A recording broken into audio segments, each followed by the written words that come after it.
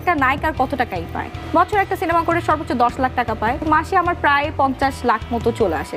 আয় তার মায়ের বাবা, এটা কি কইল আবার শুনি? 50 লাখ মতো চলে আসে। 50 লাখ লিখতে কয়টা শূন্য লাগে? আমি যদি ওর সামনে যাইটা জিগাই ওই কইতে পারবো না। যে বিজনেস করে 50 লাখ টাকা মাসে ইনকাম করতে পারে ওই কখনো এইসব ইন্টারভিউ দিতে জীবন আইবো না। এইসব মেয়েগুলার যদি তুমি বলো আপু আমি তোমার 10,000 টাকা দেবো, তুমি আমার স্টুডিওতে আসো, তো তোমার একটা ইন্টারভিউ নিবো আমি, ওই দেখবা কুত্তার মতো জিব্বা বাই করে দৌড় মারছে।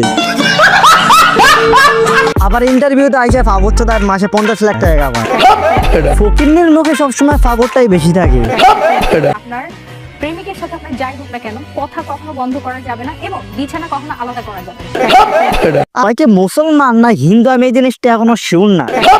আচ্ছা ওই হিন্দু নালে মুসলিম যেটাই হোক, কয় কি জানে না বাংলাদেশ একটা মুসলিম কান্ট্রি।